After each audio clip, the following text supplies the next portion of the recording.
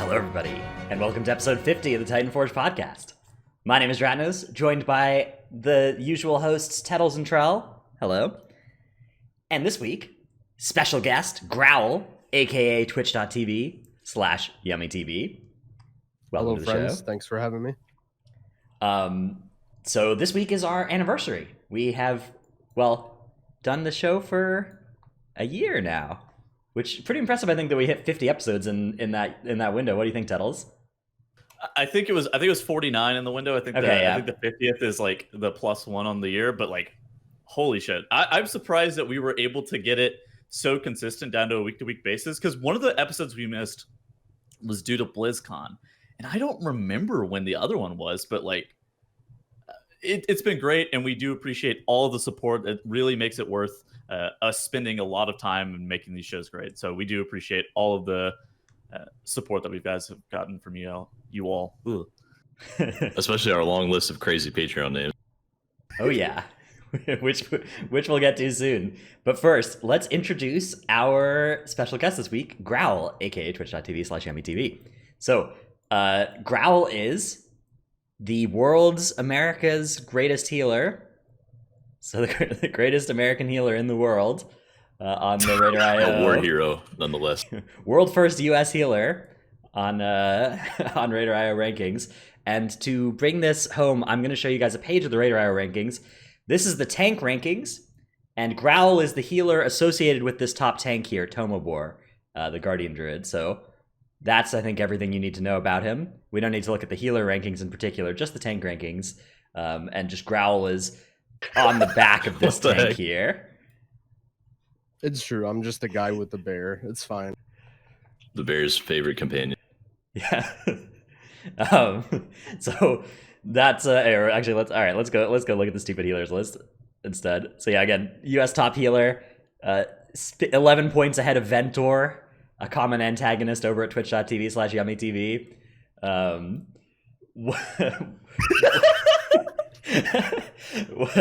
Growl, do you have any other ways that you'd like to introduce yourself? Man, I mean, I don't think there could be anything more prestigious than the guy who's 11 points ahead of Ventor and the guy who plays with. Like, if there's one thing, if I die tomorrow and I go down in WoW history, I'll just be the guy who was ahead of Ventor who played with the bear. That's fine with me. True. Okay. So. Sorry, I had to say, the day I saw your stream title as "Today We Passed Ventor" was like the funniest thing ever to me. I just started cracking up when I saw it on my phone. I don't know if you know this, but his gear lists are named after people, like other Resto Druid players, and he has like the most safe one as like the Drogo/Ventor build, meaning that he's not going to do any damage. Then he has like the most aggressive one is like the Nania QD one, meaning he's going to do the most damn. Yeah, there's the Gigabob build with all the haste. There's the JB build. There's a lot of builds. You know, you have to be a true viewer of Yummy TV to know all the different builds and have all that in your playbook. You know, you have to get around to all the rest of the druids. It's a fine art. True, but you didn't actually even start as a Resto Druid, right? You were a Mistweaver when you got started in this game, which was earlier this expansion as well, right? No, so I played this. I wanted to get into MMOs. So I played this really, really good-looking MMO. It's called Bless Online. Okay. I made lots of really, really good friends in that game. I'm sure if you've been around for a little bit, you know that game. So as soon as that game flopped, I'm like, well, everyone that played that game is like, well, let's play the new WoW expansion. So I had never played WoW before, and my buddy, he was a big Sea-Doo fan, he's like, man, you got to play Resto Shaman. Resto Shaman is so good. So my first character was actually a Resto Shaman, and it was tough because I was a big Sea-Doo fan, right? So first of all, no add-ons, no anything, right? I've been playing the game for a week, but I'm a BlizzCon competitor, so I can't modify my UI. I watched his first video, Sea-Doo, how to heal. Okay, well, don't click your party frames. You can never have your mouse on your party frames. You have to hotkey every single party member one by one. That's how you heal from Sea-Doo. So I'm going into dungeons. I'm trying to play heroic dungeons, and I'm trying my hardest not to click my party frames. And I just have all these hotkeys for every single party member in Mythic Plus. And I'm actually getting kicked out of heroic group finder. I got kicked out of heroic group finder at least twice in my first week playing the game because it was just so hard to heal. And eventually I started getting my feet going. I was playing like 12 keys and 13 keys. And then I wanted an alt, so I made a Brewmaster. And eventually I just started playing Mistweaver, and I'm like, man, this is way better than Shaman. Why am I playing a Shaman? And then eventually I'm like, well, all right, I want a Boomy because I played tank and I played healer. Let me try DPS now. And I played Boomy. And then eventually I started playing Resto Druid. I'm like, man, this is way easier than Mistweaver. And that was like sometime into season 2. And eventually it just sort of stuck that I'm a Resto Druid main now. Okay, question. Do you still have like all 5 party members bound to different key findings? No, I had to remove all those. They were for quite some time. So my progression went from binding every single player to then I would only bind myself and my tank because I just gave up eventually. It was too hard with 5 people. So I had a select tank bind and a select self bind. And eventually I couldn't do it because then I'm just clicking on everyone else. Why wouldn't I just click on my tank? So then I think I still have a self cast button that I use, but I mouse over everyone even in PvP now. Has CDU ever gotten in touch with you about this betrayal of, his how to heal guide? Man, I just feel like that's like sort of the message that I try to get across to not specifically to CDU, but to everyone. I feel like a lot of times people who are high up WoW people are a little bit detached to what it's like to be a noob. Like they don't really know what it's like to just be on the streets and just be figuring out your buttons and not have a friends list full of all these sick people that invite you, and it's what it's like to load up and all right, it's a push week. Well, okay, let's open up LFG. Like, let's see if I can get into this 16 key, I feel like, so I try and tailor everything that I do when I give advice to that mindset, because although I'm getting a little detached from it now, I still have it pretty fresh in my mind what it's like. So it's not CDU's fault, man. I mean, the guy owns, right? But it's just been so far before he's known like what it's like to walk in on an arena match as a shaman for the first time. It's hard for that to be good advice. Like for him, all that stuff is super important, and you need to have a wind shear enemy number 2 macro in at all times. But if you're doing dungeons or you're doing anything, right, or if you're a 1600 arena player, that's just not helpful for you. Wind shear at mob number 6 in the pool macro, that'd be useful for Mythic Plus. That would be sick, actually. A hibernate bloodswarmer macro. I mean, there's some possibilities. There's definitely, yeah. It's not the craziest idea, but it's also not the least crazy idea. All right, to introduce Growl further to our audience, let's now play a little clip from a recent Growl stream about priorities. Okay, yeah, this is a good one. The money is friendship.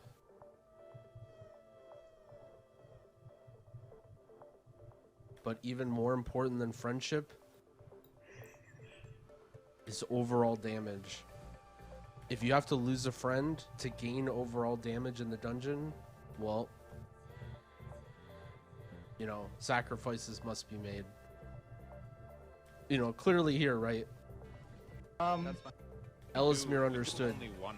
Red said he had no threat. Hiram, I don't have a lot of threat, but he doesn't care about his friend because he wants to acquire overall. But there's one thing more important than overall. I think we all know what it is. I don't have to tell you guys. God damn it.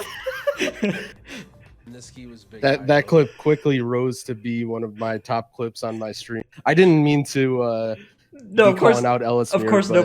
no flame at Ellismere. Like that is, it's an unfortunate moment, of course, in the key, and like, that we're not trying to flame him. He's a great healer. It's just a funny clip. Yeah, I mean, that's something that I do a lot on my stream.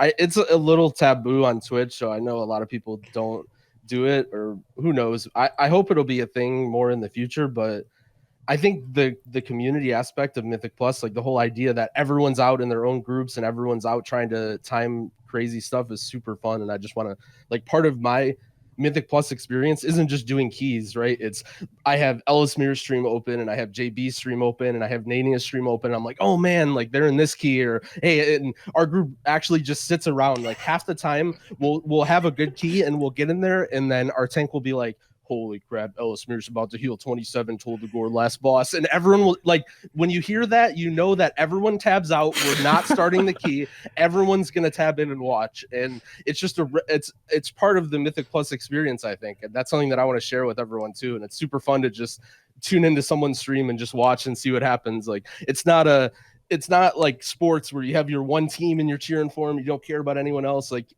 I love to see everyone's success and everyone's failures, and it makes it way more fun when you do that. It's actually so good for your like learning as a team too, because you see what 3 other teams are doing in between your keys, and if everybody's watching at the same time, that's like really, really good for the group. Another thing that's a really good learning source, back to the like Sea-Doo thing, Growl, you've actually created your own YouTube channel full of guides and stuff. Well, 4 guides and stuff so far, but all within the past week has been added up here. So, man, yeah, great transition. So my my YouTube channel, I just started it. I love YouTube as well. I watch a ton of YouTube. For me, Twitch and YouTube are 2 independent and awesome sources of entertainment in my life, and so I want to not just have a Twitch stream, and I want to make videos and talk about stuff more in depth, because sometimes I get questions about stuff and I have sort of well thought out, articulate answers, but I'm just in the middle of healing a pull or something's going on, or I'm in a break, and it's like having some videos with all spelled out what my thoughts are about something make it a lot easier, and then people can digest it or watch it on their own time. So yeah, I think I've enjoyed it a lot. It's cool to make a video and have people pop in and see it and give comments, or hey, you know, this is, for example, the new corruption vendor that comes out, right? Every single person that comes in the chat, and not just mine, everybody, what do I buy? What do I buy on this? You know, what's the best corruption? It's like, well, I don't know, man. I'm still trying to figure out, but like, here's what I've done so far. Like, here's what I've simmed for damage, and here's how I weighed everything, and you can interpret this your own way. So yeah, it's been cool. I hope to make a wide variety of YouTube content, both for people who are just starting to get into M+, and maybe for people who are kind of owning but want to be mega owning. Yeah, I think that you're in this unbelievably good position where you're in this group that just takes hour-long breaks 3 times per day. So you just have this huge time to make content. Yeah, it's like PUBG or anything where there's just so much downtime and you're just running from the next place, and you just interact with your chat and answer questions and stuff. So yeah, it's a perfect fit. Yeah. All right. Let's move on. So we'll talk a little bit more with Growl about about how he got here, and then we'll do our main topic this week. We'll talk about the corruption vendor a little bit, of course, because that is new from our last show. So there is certainly some discussion about that. Literally, the last time we had the show, my tip of the week was don't hoard your coalescing visions, and then just like so much has changed in the past 10 days, and also that was a really bad tip now, so don't have done that. And then we'll also talk about just the kind of general practice of moving from medium to high keys, which I think is, again, something that Growl has got a pretty good perspective on, and I think that we can all take stuff from it. So that's the plan for our show today. Before we get there, though, let's quickly, Tettles, why don't you give us an update on the status of our Twitter giveaway thing? All right, so we've had, let me pull up this week. We've had almost 200 people sign up for our Twitter giveaway in the form of retweets. We've gotten a lot of new followers on our Twitter giveaway as well. It is running through Gleam. I believe it runs through May 26th, I want to say. So 3 days from now, 2 days from when this goes live on YouTube. So if you guys have not signed up on Gleam for the giveaway, make sure you do that. Of course, we are giving away an Epic Edition, a Heroic Edition, and a Base Edition of Shadowlands pre-order, and then 2 6-month game time rewards. So good luck with everybody for that. Are hosts eligible for this giveaway? No. Damn it. What about guests? Yes. Guests are eligible. Damn Make sure you retweet it. Hell yeah. All right. So that's the giveaway. So everybody, good luck in that one. And let's go ahead and thank our supporters over at patreon.com. Thanks for the year of support. Although I guess we started our Patreon a little bit less than a year ago, but still. Thanks for supporting our shows. Also, before you read off the names, I want to give a big shout out to Paul. He did donate the base edition of the Shadowlands pre-order for a giveaway as well. Ooh, big shout out to Paul, then, awesome. who is of US Proudmoore and is the first name on our patron list. followed by King of Skills, VTech XD, Zuko, Ja, Drunk Swede from Legion of Lemmings, Argent Dawn EU, I Wish I Was Dratnos' Dino Pillow, thanks Dettles, Heltari, Ishio, Andrew Number 1, Chromed, Seraphicus, Trekkie, The Marsh Hare, Regulus, Never Nude, Chewy, Glory to the Treldori, Coke Dog's Gopher, Zool54, Worgen 0, Dratnos' Main Basement Captive, Ryten the Supreme Tank of the Guild, Lufer, Can We Call Samrak the Fear Dude Scary Joe instead? LXIX thinks Workshop's soundtrack slaps. Salty Sunny, Daz Boot, the 7th best mage in the guild. Hey, that's still pretty good. Papa Dratnos made me full Dino Pack. That is our list of supporters there. Pulling the Dino Pack is trapped this week. It's necrotic. Don't do that. What? Dino Pack's fine. On it's necrotic? tyrannical. It's tyrannical. It's necrotic. It's tyrannical. It's necrotic. It's tyrannical. It's fine.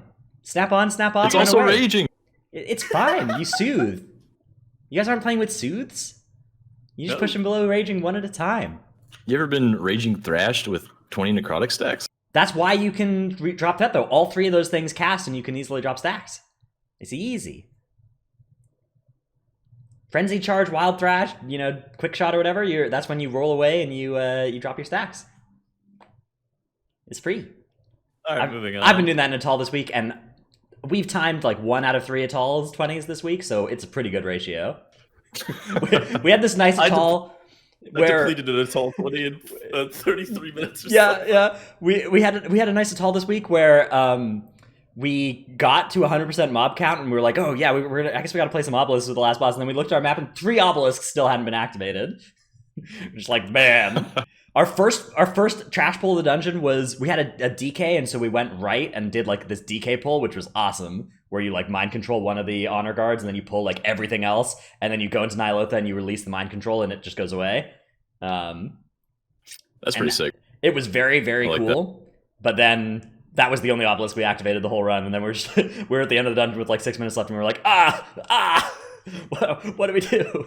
And then we ended up trying to 2 obelisk for Yasma, and it went south rapidly. So it was Malthier and Blood of the Corruptor, and you killed the Tank Buster in the middle we killed of the Tank room, Buster. right? We tried to do Blob Spider. We nearly did, but some people screwed up. That weren't me, so hate to see it. Unlucky. Kind of the story of my keys, if we're being honest. Yeah, never Dratnos' fault. Never my fault. Yeah. Let's move on to Growl. Let's talk a little bit with Growl about his perspective. So we already heard when we were talking about his kind of introduction about his history of characters, but let's talk a little bit about your philosophy about like choosing a class to play and choosing a spec. As somebody who's played this expansion as a Resto Shaman, a Mistweaver, a Resto Druid, a Paladin briefly until Dorky wouldn't invite you to the group. What's your philosophy on choosing a class to play and a spec to play in Mythic Plus? Well, I think you have to be honest with yourself in terms of what your goals are.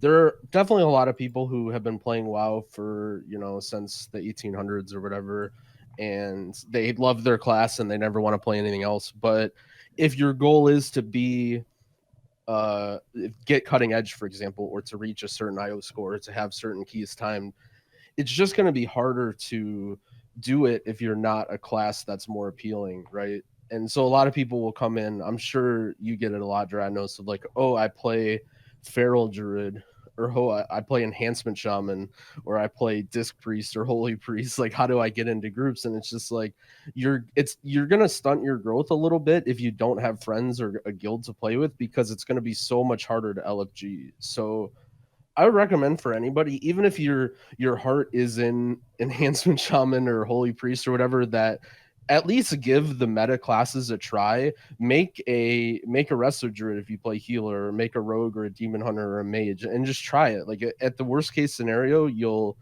get into groups easy and you can build up some score on that class, and then at some point you can weasel back onto your Enhancement Shaman or whatever and try and find some keys there, because at least people know, okay, this guy's capable of doing 19 keys. But you have to keep in mind, from the perspective of the people who are making groups, like, you're in Group Finder, right? You're looking at a list of people, like, they don't hate you because you're an Enhancement Shaman or whatever, but if I see a Demon Hunter and he's got infinite gear, like I know Demon Hunter's easy. Like he's not going to mess that up. I want to invite that guy to my group because it's a good class and it's easy and we're can time this key. So it's just harder to get into groups if you don't play meta specs. And at the same time, I think it's good overall to just play other classes to improve.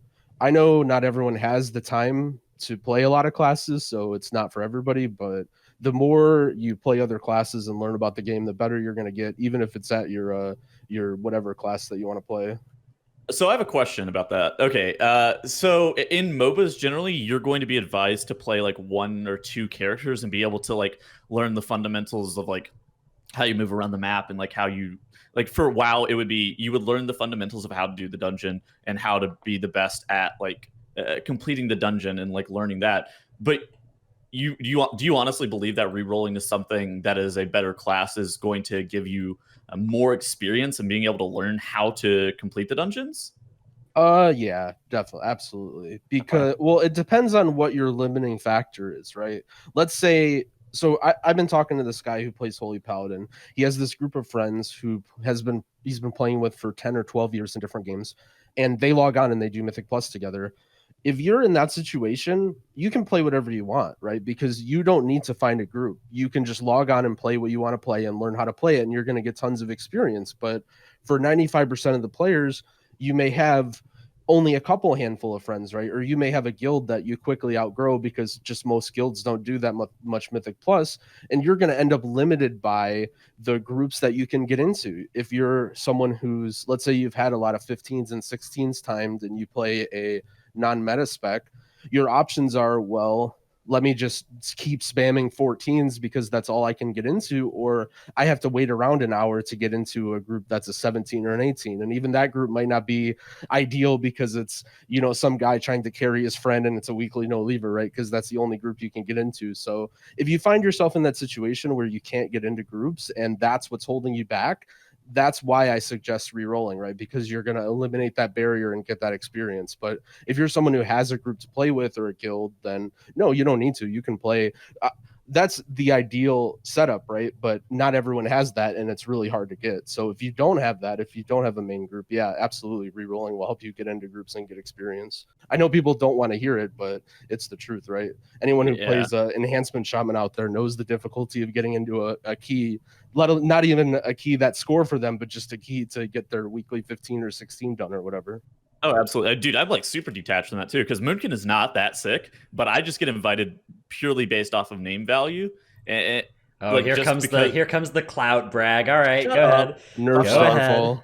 Fuck off. But like Moonkin is not good, and it's hard for people to get invited to keys, and that's why if you want to keep playing Druid, I normally recommend people just fucking play Resto, because it's easy to get invited to keys as Resto.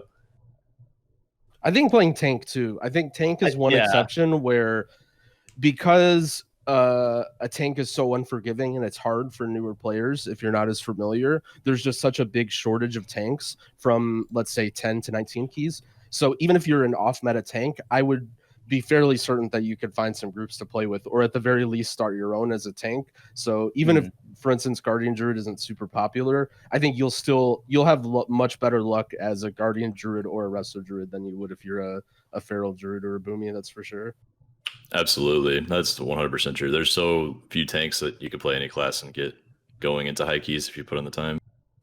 And also, like I've been playing recently on my Brewmaster, and I have a bunch of Holy Paladin friends that would whisper me sometimes I wanted to do keys.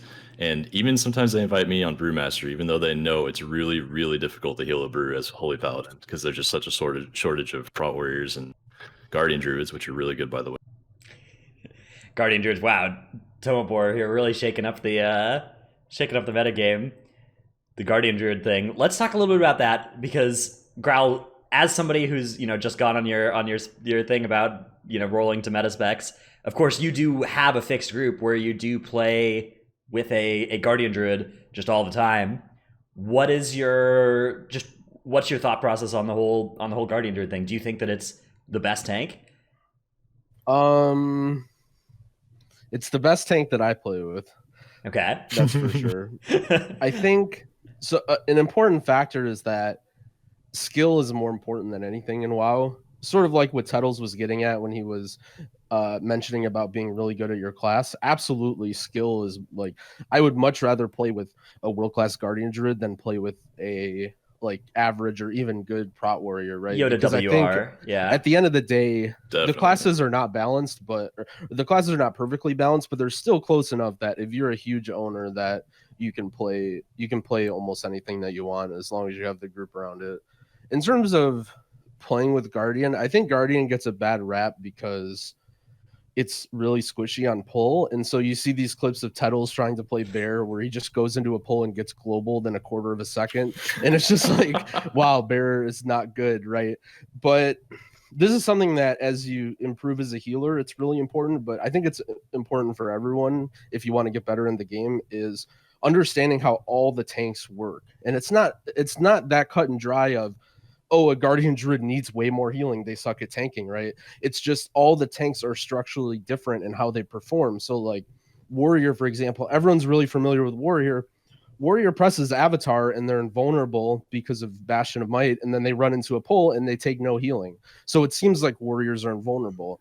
Whereas Bear is the opposite, and they require rage generation, and they need to get in there and be hitting mobs and thrashing to build Earth Warden stacks and to get fur up. So it's just structurally different in how they perform. Like you need to be ready to heal a Bear right away on pull, but it's actually can be better than a Prot Warrior, for example, as the pull goes on, because eventually with a Warrior, Avatar is going to fall.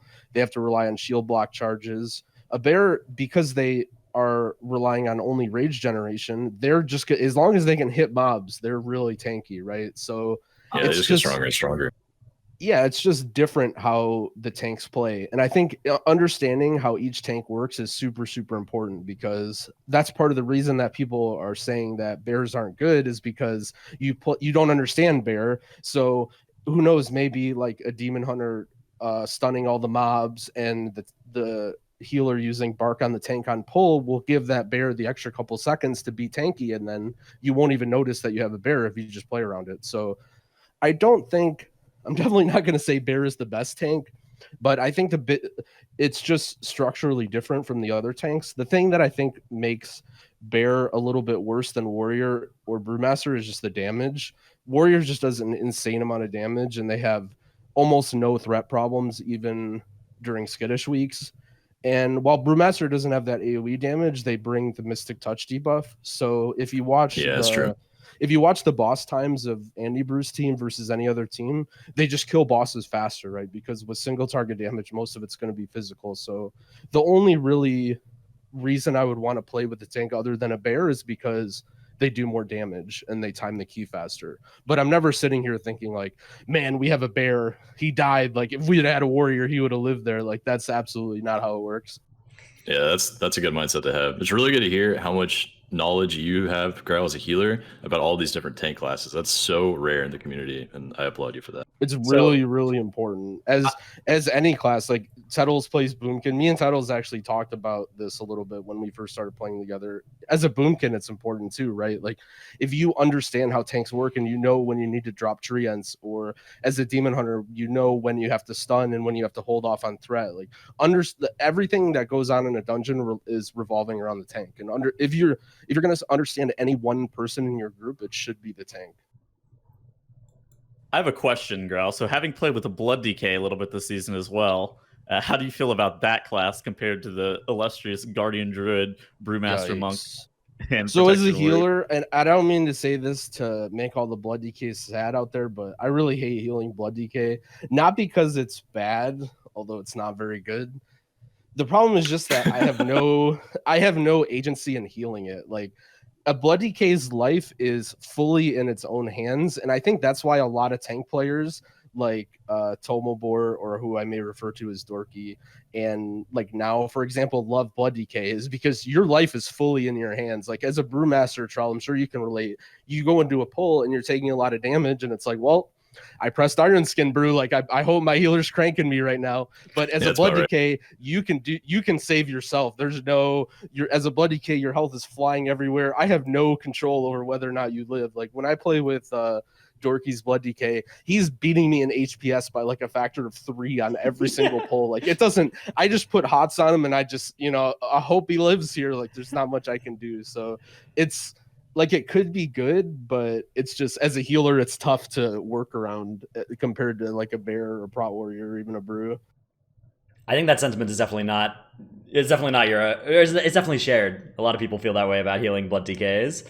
They just feel like, you know, it looks the same when they're about to die and when they're totally fine on their health bar, and both times they just go from 100 to 10, and you just don't know if they're about to go back to 100 or all the way down to 0.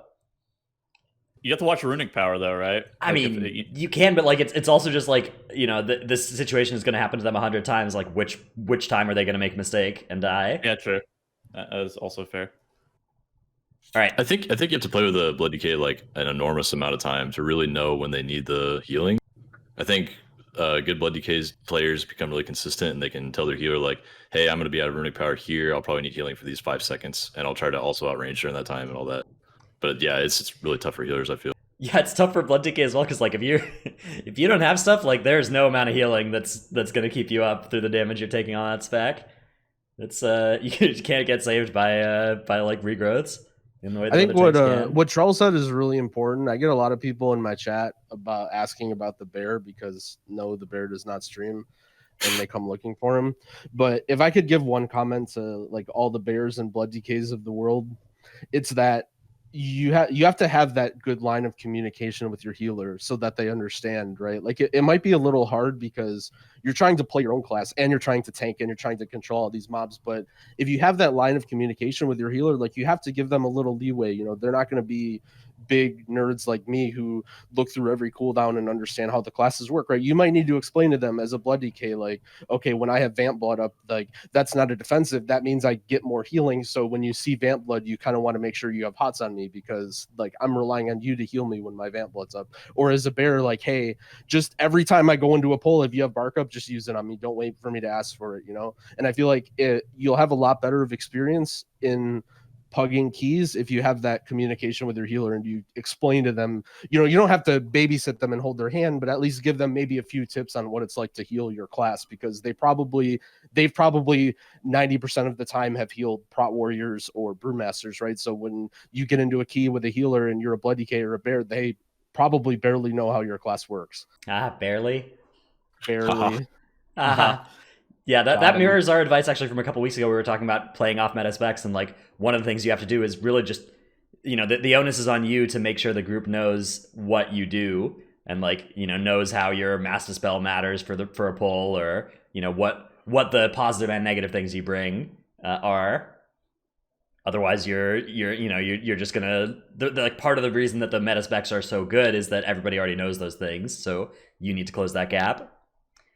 All right, let's move on, though, to our tip of the week segment, and then we will talk a little bit more about the state of the game. And, of course, as needed, we'll come back to Growl's wisdom on the key situation and the key scene. But first, my tip of the week actually comes from something I learned from watching twitch.tv/YummyTV. There's a weak aura you can get on the Cujo fight that will put an icon on your screen when you're hiding behind the junk box. So I'll put it in chat as well, and I'll try to remember to put it in the YouTube description. Although, look, there's a chance that I'll forget to put this in the YouTube description. So if I do that, it's just on the Weak Aura site, and you search "hiding behind junk," and it's just this. It's a buff on you when you're hiding behind the crate. That it looks like a subtlety rogue icon, a stealth icon, and if you have this buff on you, that means you're not going to take damage from venting flames. If you don't, it means you're going to die to it. And you can use this to pre-position yourself and make sure that you have line to the boss, and the boss doesn't have line to you. So for a while, the box, like, it gave you an invisible buff. So now they recently changed the boxes to WoW to where they give like actual like physical buffs now that you can actually see. So you can just use your buff and debuff window, but this week or that Dratnos is showing you guys, very, very useful. All right, our next tip comes from Trell. What's your tip, Trell? My tip is for all the tanks up there. The Versatile 3 is currently on the Corruption Vendor that was implemented this week. If you don't have any, or if you only have 2 to 3, you should probably stock up while you can. You won't see this rotation again for 6 weeks, I believe. 4. And Versatile 3, 4 weeks. Yeah. Okay, yeah, that's a little better, but still kind of long. You should get as much versatile threes as you can get. I think having 6 to 7 will be good for the long term. Having 1 Surging Vitality will be a good choice as well later on. And then also buying like a Twilight Dev 2 and a Twilight Dev 3 as an option for some dungeons is also going to be the play. What about what rank of Surging Vitality do you like? 1 Surging Vitality rank 3. Okay. I think is most efficient, and because our corruption resistance is going to be so high, I don't think you want to waste any corruption on like rank 1s if you can help it, because we're going to run out of equipment slots to put corruption on eventually. Yeah, that's an important thing as well for corruption sets, is like, you know, there are classes that are going to run all, 20 corruption stuff, all the stat stuff, and at some point you're going to have enough corruption resistance that you might even switch to like less corruption efficient but more slot efficient, 35 corruption racing pulses instead of 20 corruption expedients, potentially. Yep. All right, let's move on now to Growl's tip of the week, which is a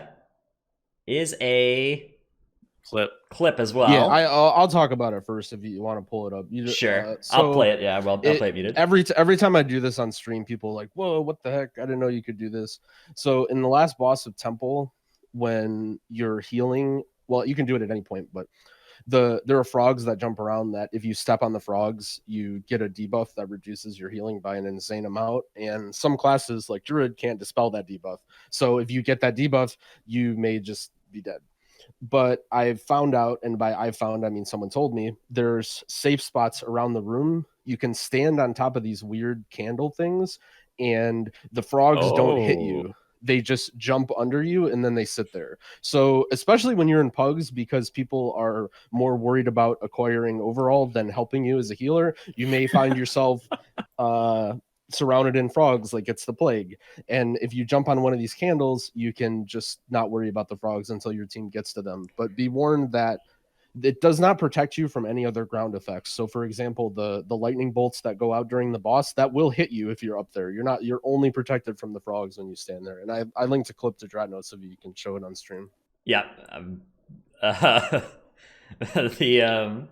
So I've chased you around as well when you've been on this thing and baited the swirlies and exploded the frogs under you as well. Yeah, I didn't have that clip. If the frogs get exploded underneath you, it will splash and give you the debuff, right? No. You can kill the frogs and it won't give you the debuff. Oh, if you kill them, but what if you soak them? As far as I know, well, the thing is they won't explode, I think. I've never gotten the debuff when I'm on the candles. So generally what happens is I jump on the candles because you're a healer, you pull threat on all the frogs immediately. That's why all the frogs are running to you as a healer. And then they'll just stand under you. And they have very low health. So usually just a major demon hunter comes along and just kills them when they see them. But I'm not sure. Maybe if someone runs under it and steps on them. But I've never been affected by the debuff when I'm standing up there before. Yeah, gotta love these... Gotta love the candles as well. This is like a season 4 candles from the Awakened Affix in this last boss room. I was gonna say, like, I never noticed that, but then I realized it was the season 4 Affix that made that possible. So, all right. Cool. US Second Tank Nerf Tank TV says the lightning doesn't target healers, so you safe up there until you get griefed. Does that make sense? Yeah, I guess I was playing with Dratnos and he walked on top of me. I did. That's why I was like, oh, what are you doing over here? I come hang out with you. And then baited the swirlies on you. All right, let us advance now to Tettles' clip of the week, which I assume got linked to him rapidly after it happened. Yes, immediately. All right, this is from yesterday. Okay, all right, here we go. Lindsay, yay. Going forward though. Oh.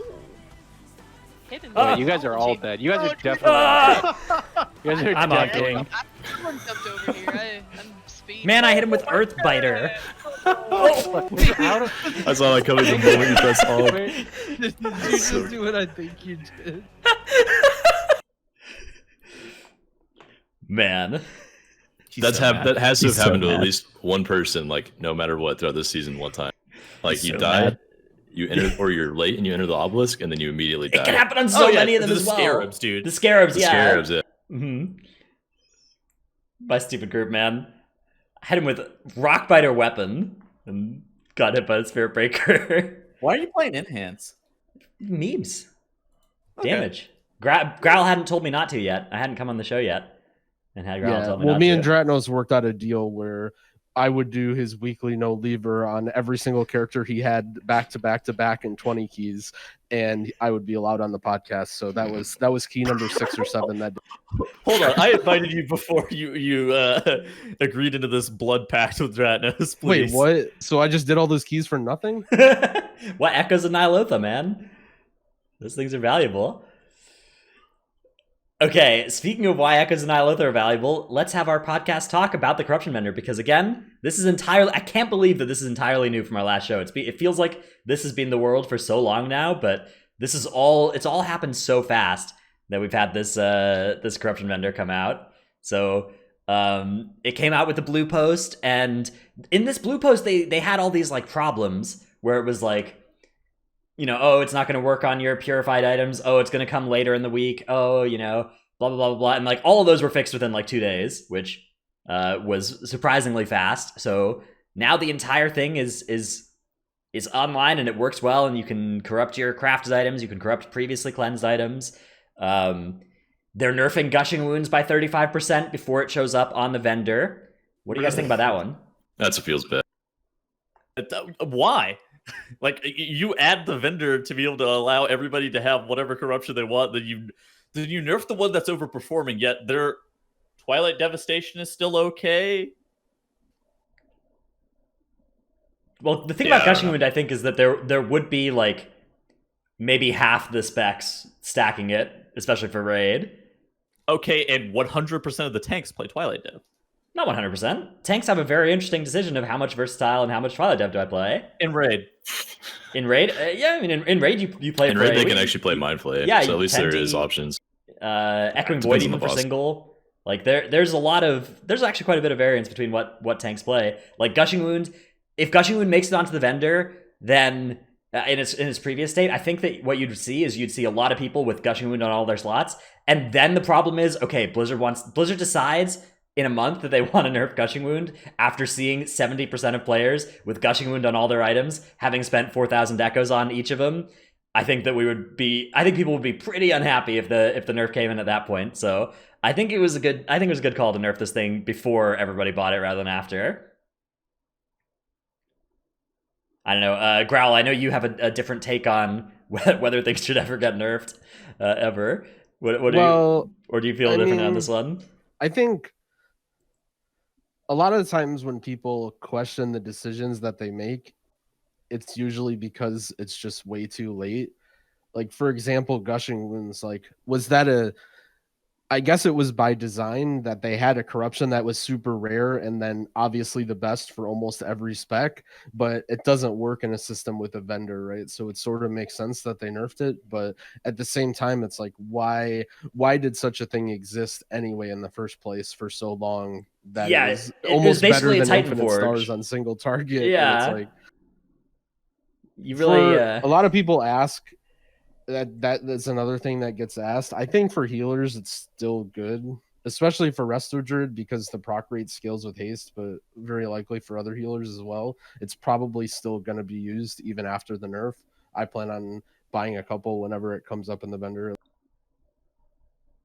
Yeah, so this is, interestingly, it's like a relative nerf to the specs that we're going to use it, which means it's a relative buff to BM Hunter, Fire Mage, you know, all DK, DPS Death Knights, specs that were already interested in like stat corruptions instead of Gushing Wound. So it's a bit of a nail in the coffin for some specs like Windwalker and stuff, which I think Gushing Wound was like their only thing they could find that did any damage, and that is definitely, like, I have some sympathies for that situation, but I think that on the whole, nerfing the corruption that everybody was going to use is probably a good thing. I think it does highlight though how much, like, it was a problem in the previous system as well that was just hidden by how rare this thing was, but there was just like Abyss corruption that you could Titanforge, that was so, you know, so good, and you know, once it becomes available for everybody, they have to be like, okay, this is actually be broken. So those people who just got lucky and got 2 or 3 Gushing Wound pieces, like, we're so ahead. Okay, so they're buffing and nerfing corruptions currently. Do you think that they should be buffing and nerfing classes still then? Yeah, well, I think that it would have been. I think that this would have been a good time to be like, all right, let's do a balance patch. You know, let's do Fire Mage down 5%, BM Hunter down 5%. You know, yeah. Let's get these nerfs in. I mean, the best time to do those nerfs was Heroic Week. The second best time is now. But I think in general, WoW and almost every other game is just always way too slow with rolling out balance changes. I think they're too worried about the logistics of them, and I know they have to, convert the patch notes to 1 million languages and do a bunch of builds and testing. But I feel like the game would feel so much more fresh, and people would enjoy their classes a lot more if they just had a little more love and care to the balance in between these long shifts. Like think about how many people that that have come back to the game or are playing the game more because of the corruption vendor, right? And it was such a low effort thing. Like it was such an easy thing that they just dropped in. Like if they spent more time and did more changes like that, I feel like people would enjoy the game a lot more. Yeah, I think for sure. of the opinion of that they should be rolling out balance patches like once a month. I think that's what we've decided that would be a little bit better. But the thing is, like, I understand that for a lot of players, you play your one character, you invest quite a bit of time into it, you don't have the time to invest into another character, your thing gets nerfed, and it's just like it's devastating for you. Like, we talk about, you think about the sentiment around Blood Death Knight, for instance, right? Like if you ask people what they thought about the Blood Death Knight nerfs that came in like 8.1, most people now would be like, yeah, this sucks. Why did Blizzard nerf this class this hard? This is really stupid. But like if you go back to then, like Blood DK was dominant tank in Legion, and it was the dominant tank in Season 1 of BFA, and it was looking like it was just going to be the Mythic Plus tank forever. And I think that they had a good reason to nerf it. And could they have nerfed it a little bit less? Maybe, but if we were in a world of rapid iteration on balance, like necessarily sometimes they would nerf things too much, sometimes they'd nerf them too little, and like if people would get unhappy about that a lot. Well, if it makes you feel any better, I'm pretty sure Protection Warrior is still the best tank in Season 1. People just didn't play it. Dude, Ignore Pain was on the GCD. It doesn't matter. Like that class was still the best at dealing with physical mitigation by like a mile. Blood DK was fine at it though. You had armor back then. Maybe. But yeah, I don't know. I think that no comment. If I was in charge at Blizzard, I would do like once you get your key above 20 or whatever, it instead turns into like a slightly different game mode. And in that slightly different game mode, there's there's fast acting balance changes that happen to classes in those keys. And outside of that game mode, things stay roughly the same and don't change patch to patch. But would that not like separate like normal live players too much from like generally the Mythic Plus community? I feel like that would. I don't know. I feel like you would be playing almost a completely different game. It's like the issue with templating in PvP, where it's like you're not playing the same game as everybody else. Well, PvP has the PvP changes, right? Like the spells work differently in PvP, right? Like exactly. Fury is like minus 50% or whatever, or something like that. They do those targeted spell nerfs and buffs in PvP as needed, and I think you could do that in Mythic Plus as well, and just like do it at a level that's high enough where people aren't affected by it, and people don't have their progression impacted by it. I think a lot of it comes down to. Sorry, go ahead. Sorry, go ahead, Growl. Okay, I think a lot of it comes down to encounter design too. What I thought you were going to say when you were talking about keys above level 20 is you more fine tune the encounter design as well. Like the differences between the earlier seasons and this season is the seasonal affix, right? And that there's actually so much single targeting that's done, and there's actually so much utility that you get from like having single target damage. It's just better. It's not necessarily rogues are terrible now, right? Or they got nerfed, or demon hunters are worse now, but they've just changed the way that Mythic Plus performs just slightly to kind of favor, okay, it's not so bad if most of your damage is single target. Like I think a lot of classes are not even that bad right now, but it's just sort of the stigma that arises because they were worse earlier. But I think they could do more love and care to the like super high keys too, to make it so just whatever encounters that you're facing, like it's like you feel good for having these classes, like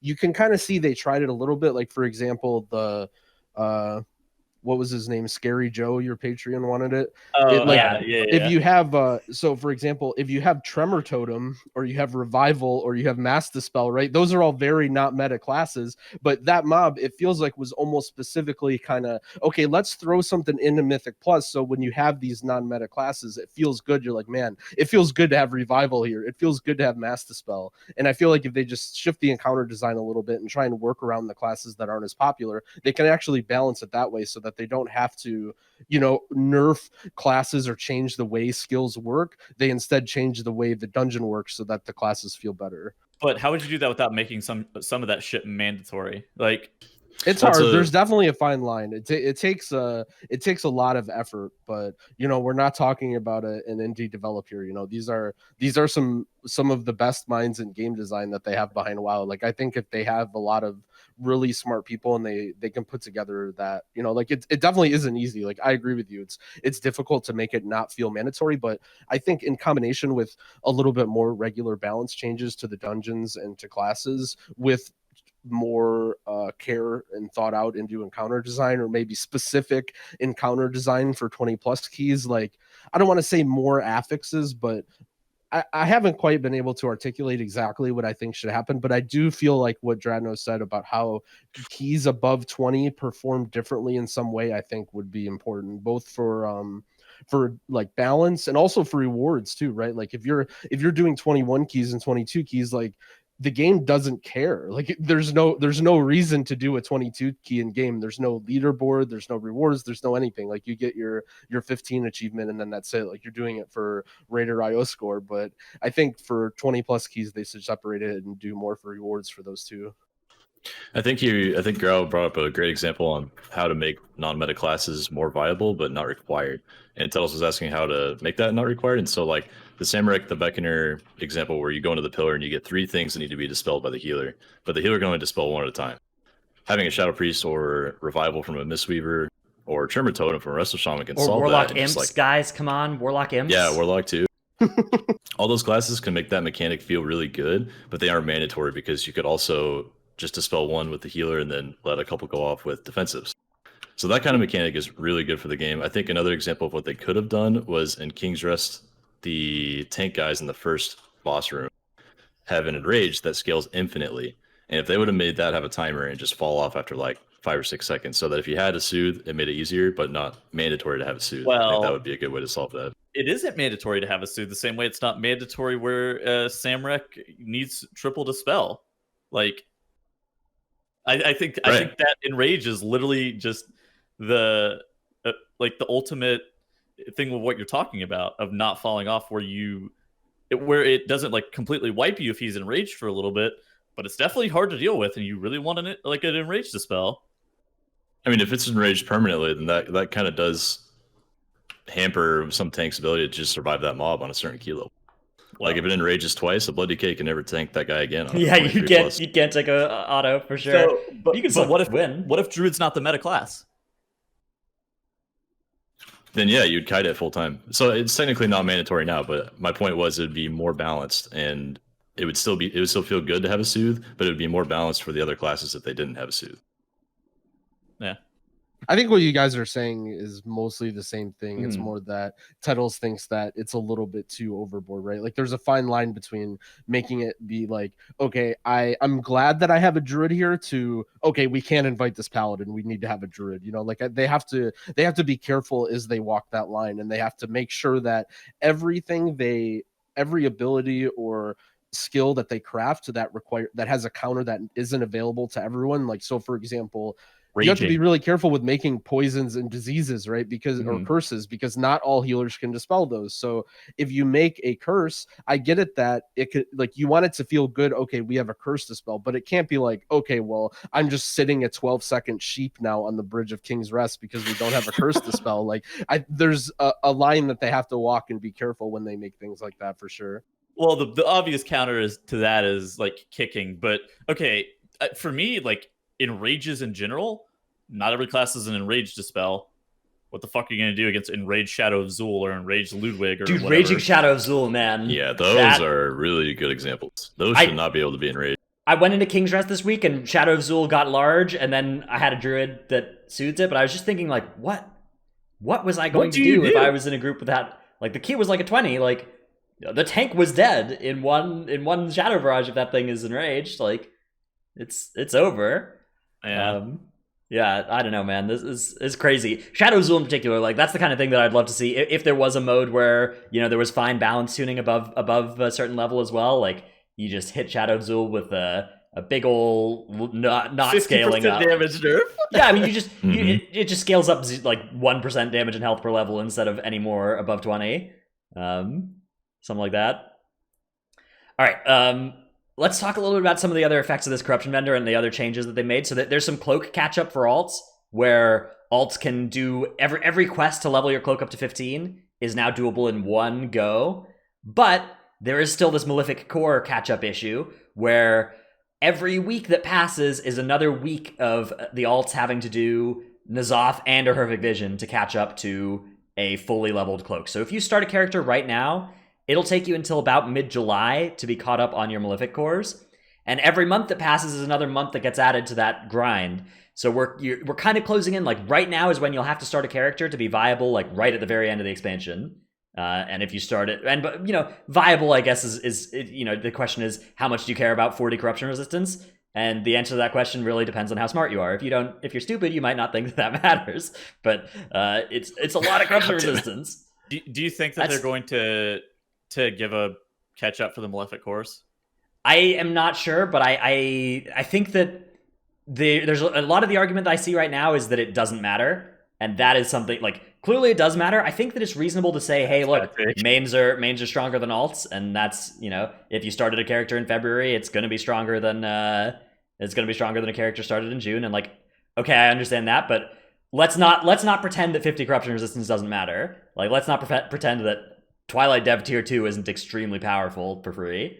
Per corruption, like, corruption gives you about 100 to 150 damage per point, depending on your class, depending on what corruption you're getting. So yeah, 50 corruption resistance, you can run the math on that. Pretty big deal. Yeah, and so it depends. Like, you know, should alts be able to complain about that kind of catch up that they're behind by? I don't know. It doesn't really bother me. I got 10 characters at capped cloak that just do my vision each week on them, and they're staying capped because I saw this coming. But if I was Blizzard, I would definitely be adding, like, you know, you can get 4 cores per week from visions as a change, and then just, you know, you're caught up in a couple weeks. I think that's a good idea. I don't know if you guys have any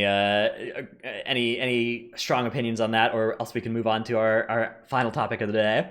I think they just made the game a lot more alt friendly with the corruption finish, so it's kind of weird that the Malefic Cores are going to gate people's alts really heavily, especially to the point where it's like they're not going to be caught up until what is effectively the end of the expansion. It's kind of strange, but I get that you need to, like, actively play your character to get it to the same power level as your main, like, because there's supposed to be a dichotomy between mains and alts. Yeah, to me, it's just the time gate on it that's I hate that. Yeah, like, you know, you could play your character really hard for 3 weeks and you're still just there's no extra progress you can make on those Malefic Cores.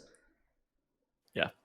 All right. The problem is that it's locked to raid. I have no way of getting one from last boss. LFR is not going to get through that boss. You can't even get it from LFR. Yeah, you gotta get a normal or heroic N'Zoth. So that's like why. That's one of the really tough things, because a lot of alts, like, aren't really in a position to be doing N'Zoth as well, which it does feel pretty punishing for people that care about that. But, you know, on the other hand, I guess you should have seen this coming and made your alt sooner, I guess. I don't know. Let's talk about moving from medium to high keys. That is our kind of big topic here with Growl. I guess we've already been going for a while, so this is our next 2-hour episode. Yeah, it'll be fine. That's our next topic here with Growl. So, I guess the first thing we have here, you know, there's really a large group of people that come into streams, you know, all the time and are asking, like, hey, how do I go from 15s and 16s to 18s? How do I go from 18s and 19s to 22s? How do I go from 21s and 22s to 25s? Those are all different steps of this process. And, you know, oftentimes these are people who are, like, pretty good at their class. You know, they have a pretty solid understanding of how to do their damage buttons, and how to do their healing buttons and those kinds of things. And you know, it's a lot of the other moving parts around Mythic Plus, I think, that are the problem variables, right? Yeah, there's a lot of Mythic Raiders, I'm sure, in all of our guilds where it's like, if they put in the time and the effort, they would absolutely be able to do top level keys. They are competent Mythic Raiders, but like if they're starting out on their own, they would be stuck at that 16, 17, 18 window.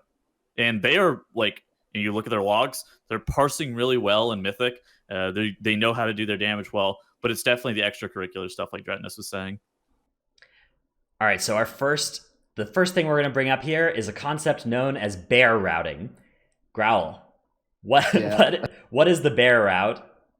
I'm glad that this made it on here. It's something that it's hard for me to preach this because this is something that I did wrong a lot, and Dorky Tomobor like completely broke me of this over the course of the last few months playing with him. And it's that you just have to do stuff in anything, right? Whether it's keys or raid or real life or whatever you're doing, like you just have to do stuff to learn and try and get better. Like you can never be focused on this, okay, this one moment, how do I time this one key, right? Because if you're doing in a 17 in a group finder, that might mean go through the dungeon in a straight line, and as long as you don't die, you time the key, right? But one of the things that we do as a group, and I think this might be a little bit specific to people who already have groups, because it's a little bit dangerous to do in Group Finder. But once you kind of found your, you got your groove going, you have your group of friends that you're playing with, actually take yourself out of your comfort zone and try stuff. Like if there's something that you see Andy Brew's group or Nerf's group do, don't just say, oh, well, man, Yoda's way better than our Demon Hunter, we can't do that. Like you just try it, because you never know what happens. And when you try really, really hard stuff, it's almost like a weightlifting effect, right? Where when you bench your 1 rep max, now when you go down to 85% for your working set, it's like, wow, this is actually not that bad. Like you don't actually lift like that, but you kind of get the analogy, right? So one of the things we do as a group is we always just do crazy stuff. Like, what if we try and do 3 obelisks with the last boss, but it's actually a 25 key? Like, what if we pull these 2 packs? Like, how do we pull these 2 packs together when no one else does it? And don't be afraid of trying just crazy stuff, right? Like just because you don't need to do it to time a key doesn't mean that you shouldn't do it. Like you should focus on this. And again, right, this is a little more specific to groups, but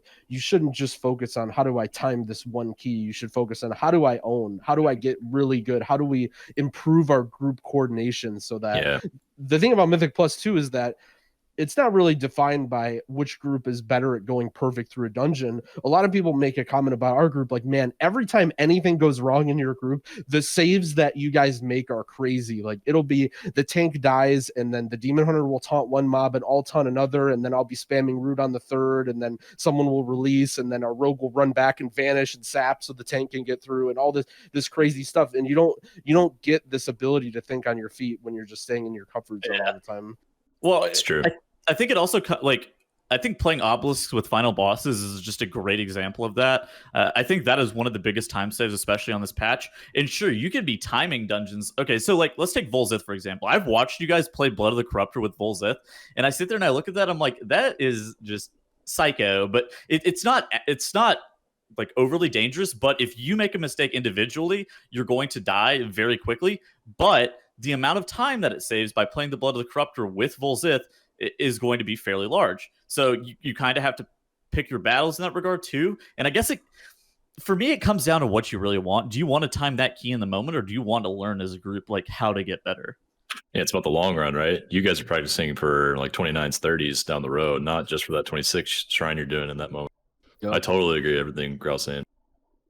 Yeah, this is very much something that I think is part of the reason why groups are so important. You know, consistent groups in Mythic Plus is you don't get the benefit of practicing these things as much if you're pugging, right? Like to some extent, if you're a pug tank, you can try these big pulls, but like it's really about the learned experience of the whole group, and you know, learning all these things together. That is part of why Mythic Plus is such a, like, all the top teams basically play with each other, and like, you know, maybe there's some groups have a rogue spot that they fill randomly, some groups have a Demon Hunter slot that they fill randomly, but for the most part, it's, you know, this core of people that have a built up history of doing this dungeon, you know, with a bunch of different things and a bunch of different things going wrong 100 times, and then they pull that forward and they have that every time, and that's why the groups are so, you know, set in the high level groups.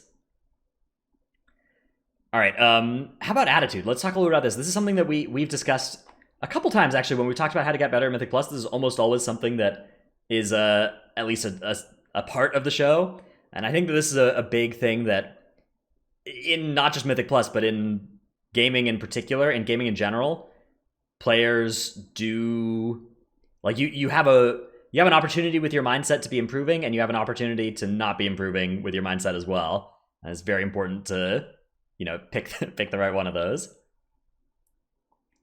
Yeah, so I think with attitude, it's not just about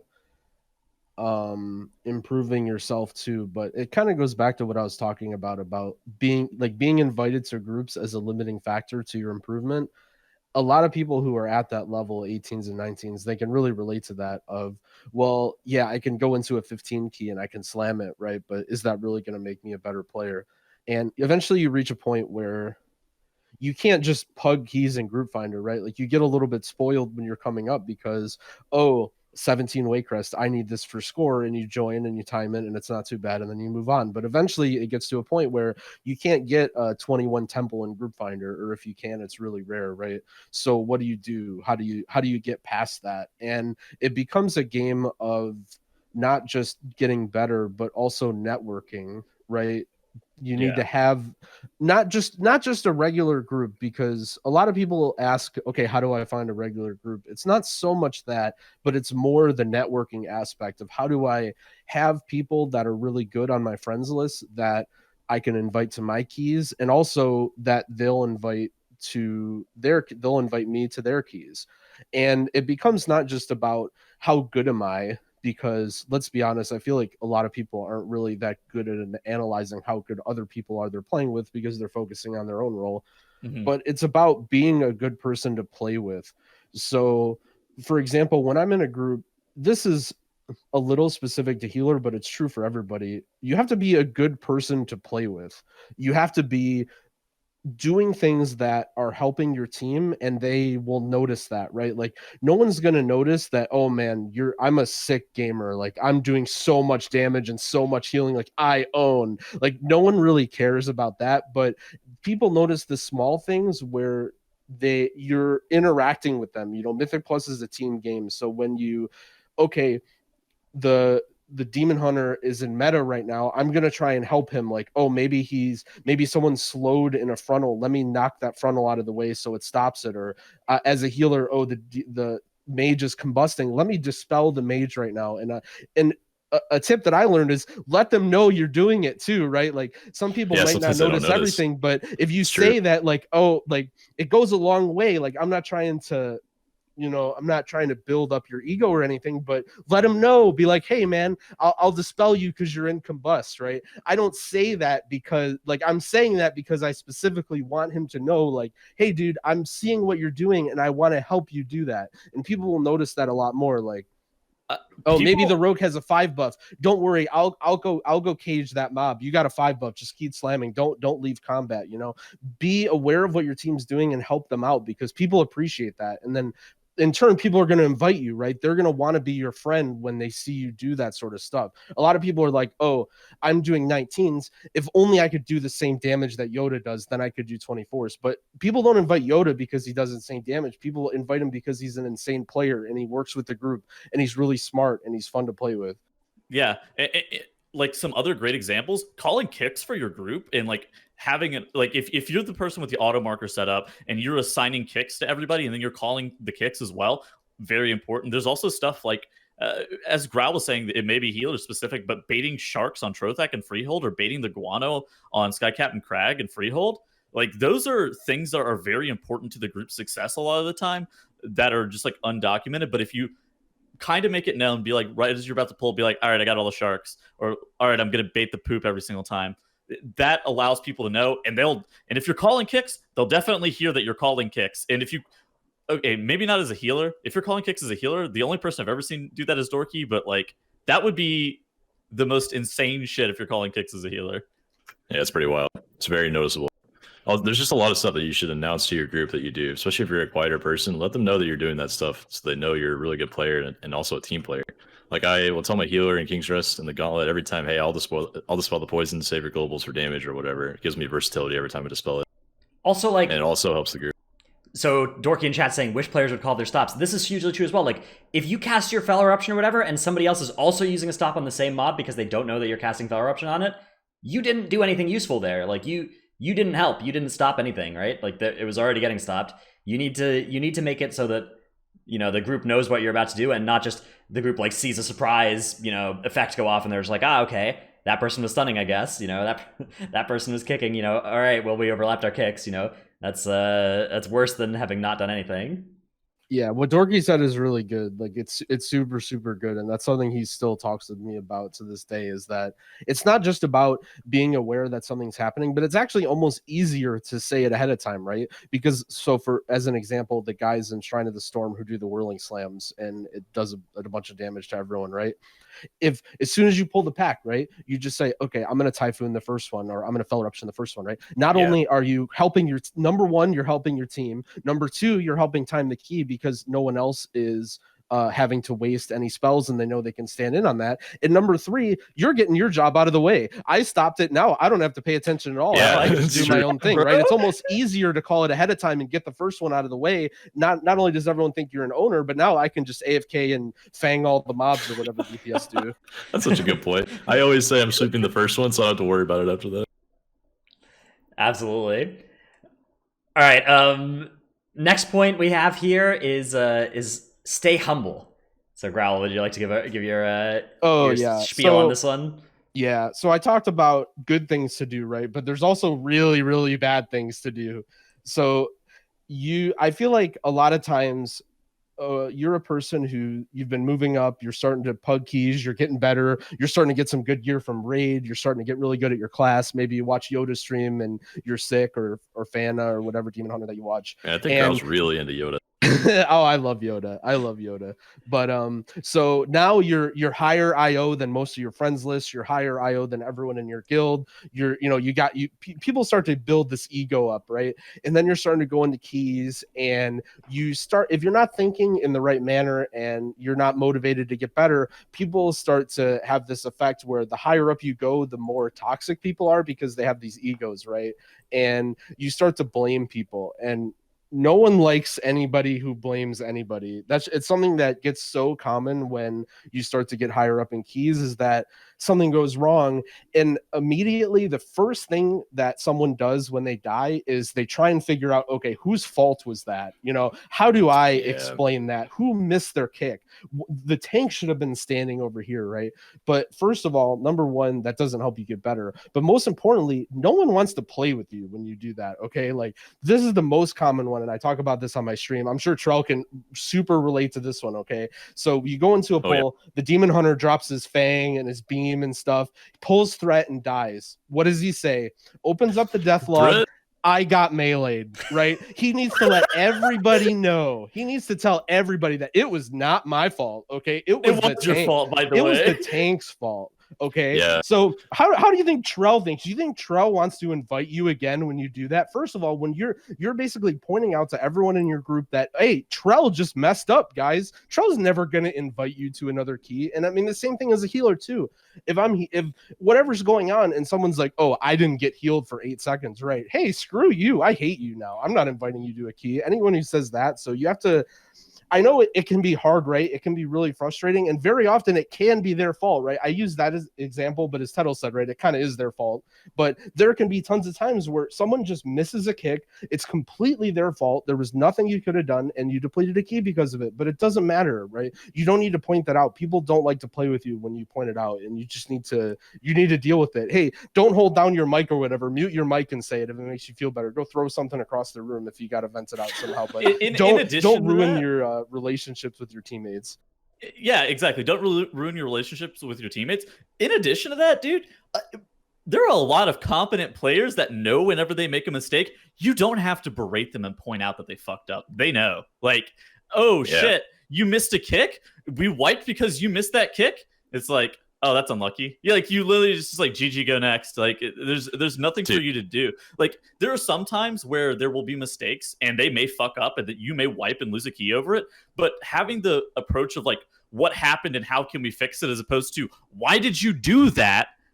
Very different approaches for how you solve problems. Such a good point. Like blaming right after a mistake is so bad on so many fronts because one, you can probably recover from that mistake and do the pull. Like Growl mentioned earlier, how his team just like ends up running back somehow and finishing it out, and then times the key in addition to that. And number two, you don't want to play with that player. I mean, it kind of declines from the interest of playing with that person if they constantly blame other people. And the other thing I was going to say was I'm very proud of the group I've been playing with recently. Like last week, we missed our rogue player missed the kick on the last boss in Shrine. He was the only kick up, and we all instantly died. Right? Nobody said a word to that person. Like obviously it was their fault. But nobody was like berating them or anything because he's just trying his best. Like he messed up. Everybody screws up eventually. No player's perfect. Exactly. Yeah, like, if you berate somebody mid key too, you are just the worst person. Stop that. Like I was doing this Toldegor. I was doing this Toldegor yesterday, and our idiot Resto Druid. He got locked in a cage when Jess Howlis was running around and unlocking the cages. Deer trap. Because he was trying to look for a key that he thought was maybe in that cage because we didn't have a rogue in the group. And that was just unbelievably stupid. And then our tank couldn't get any heals. And then Bobby went and ran into the cage and killed him. And then Bobby couldn't get out of the cage and snapped the rest of us into that cage to kill us all. And we wiped, and in the moment I was gonna say some very harsh words towards that idiot Resto Druid, but I didn't, I was good, and I was just like, you know what, just release, we can still time this, and we did still time that key. And so that's... I want to see that. There's nothing to say. Like, you just like, what the fuck just happened? That's how Growl got some big IO from a Toldegor 20. He's just in cat form, running into each of the cages looking for keys. I love how you name drop me, man. I thought you were trying to protect my identity. You're just like some anonymous Resto Druid. And then now the word is out already to the people that I can't believe this. We learned that keys disappear when you go into and out of Nyalotha. So to any aspiring Toldegor no rogue groups, yeah, we picked one up from Jess's room, and then we tried to send that person on a mission to go back and unlock the battle shout buff, but we couldn't because they went into Nyalotha to get down there. So that's just some of the things amazing. Another blow to Toldegor Warcraft does. All right. Let's talk a little bit more about there's the clip as well. This is a good one. Let's talk a little bit about more philosophy of just the people that you're choosing to play with and the groups you're trying to put yourself into. And I think that this first point is actually applicable again to much more than just Mythic Plus. Is if you can trick people who are better than you into playing with you, that is how you will improve most. And it's a difficult thing to do. It's hard to find those opportunities, but ideally, you don't want to play in groups where you're the best player in the group. That's a very difficult thing to improve on. Is if you are the person who knows the most and is carrying people through 10s or whatever, and you could be doing 20s. It's hard to pick up things from that group. But if you're outside your comfort zone and you're in a key that is as high or higher than you're able to do, or with player, even if it's a lower level key, people's alts or whatever, but they're better players than you and they're higher IO on their mains or whatever, that is a huge place for you to A, make some good connections, and B, learn things about dungeons that you didn't know. Right. And I was talking about earlier how if you're plugging in Group Finder, it can be hard to find keys that are for score, right? Well, what's next on the list if you can't find a key for score? How about start searching up some of these people, or you use the add-on who's in Group Finder, right? What if there's a key where it's a 15 and you wouldn't normally do it, but it's Trell helping out his, guildie doing a 15 or whatever, or it's Dratnos doing a viewer key or anything like that. I don't mean just a streamer personality, but just someone who's good in general, right? That's a good opportunity to get in a key with someone who's super good. I'm not saying, add them after the key or be like, hey, I got this 22 Toldegor, you want to help me with it? But at the same time, like if you can't find a key for score, that's the next best is, well, try and play a key with someone who's really good. Like I know Trance and Nico are kind of notorious for that they're both super good gamers, and they're always in Group Finder doing stupid keys. Like they're always looking in Group Finder of trying to find someone who's like some ridiculous spec, who's like not very good and who'll do funny stuff and who they can laugh with in Discord. So anytime you see people who are super good in Group Finder, just go in there and go in that group. It doesn't matter if it's someone's rat alt and their 410 item level. You know, hopefully you can learn something or at least do some sort of networking there. I definitely played with your Mistweaver in season 2 at some point, doing like just like alt keys. That's where I met you, I'm pretty sure. I did it. Yeah, I mean that's what I did. That's what I did in Group Finder. Is I would almost prioritize that, to be honest, over keys that were score. If I saw someone who was very high rated who I could get a chance to play with. And I also was quiet, right? I didn't be like, yo, what up, Trill? Let's be friends. Yeah, you were really quiet and stuff. All I did was show up and I play, and if you just keep doing that, eventually good things will. It's so good for the show that Growl's here, because he did the exact like pugging up his own way. He didn't get carried by High Mythic Plus players. He did all of this himself. Like I just thought he was a solid healer at the time. He was like a mid-level IO. It was nice to meet him. I put him on my healer list, and I was like, I'll invite that guy if I ever need him for a key, 100%.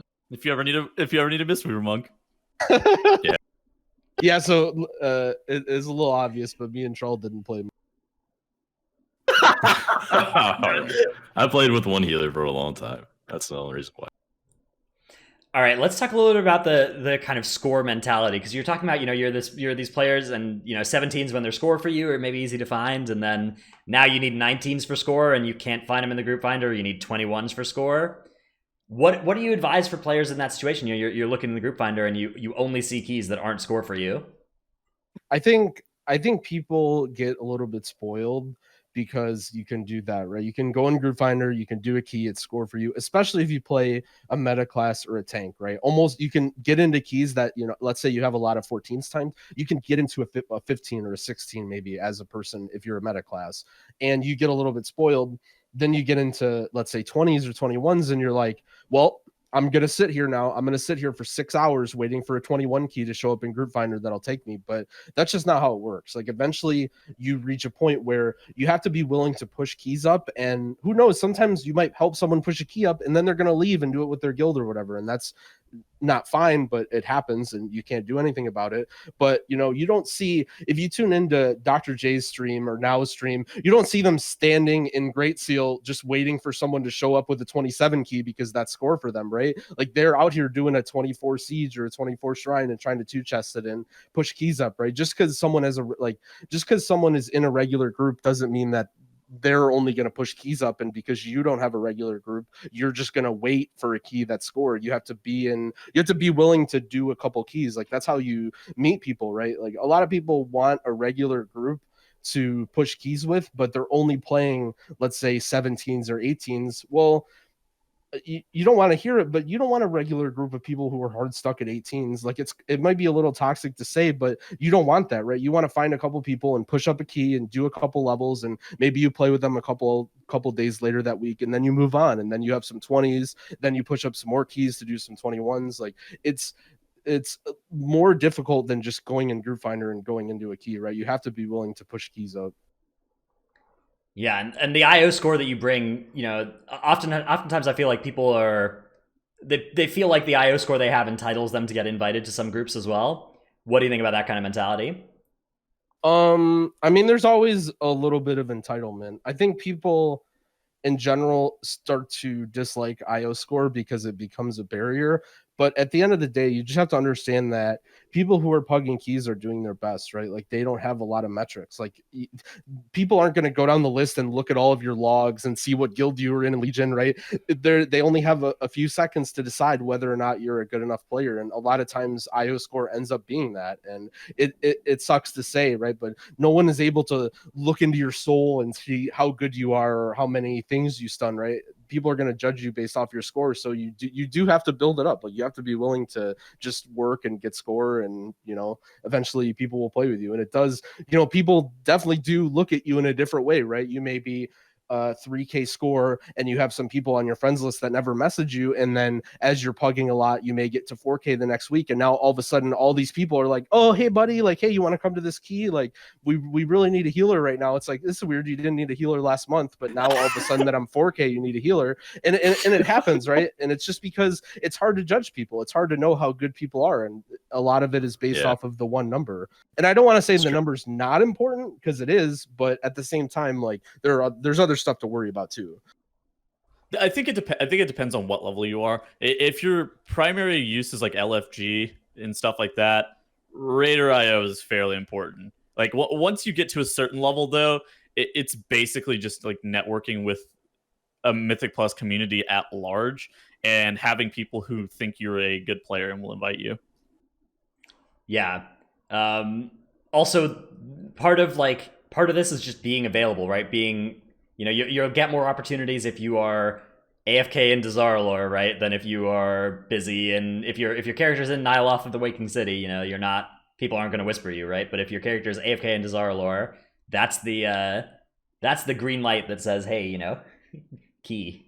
Yeah, I mentioned this a lot on my stream, but you have to think about it, right? We're playing World of Warcraft. These aren't a ton of like socially expert people who are gonna like, oh, text your phone and hey man, you want a key? Like, these are people who are shy, like they don't want to get rejected, like they don't want to bother you, they don't want to message you when you're busy, right? So if you're not online, if you're expecting people to message you when you're offline on Battle.net or maybe go on Discord, like unless someone knows you really, really well, they're not going to. They're just gonna be like, well, so and so isn't online, like let's invite Lifebinder, let's invite Korzak, And so when I wasn't that well known and I was just trying to find groups, I would be sitting there in Great Seal, even if, hey, maybe it would be good for me to spend my time pugging a raid boss to try and get an item right now, or man, I really need to clean my kitchen. Like I would honestly, during push weeks, I would have my computer open, I would be sitting in Great Seal, and I would walk downstairs and I would clean my kitchen for 5 minutes, and I would come back and I'd be like, is anyone here? I would make sure my green light is on, I wouldn't be yellow light, I would check Viewfinder, see if there's anyone good, and then I would go down. And there's a lot of push weeks. There was a lot of push weeks that are like that.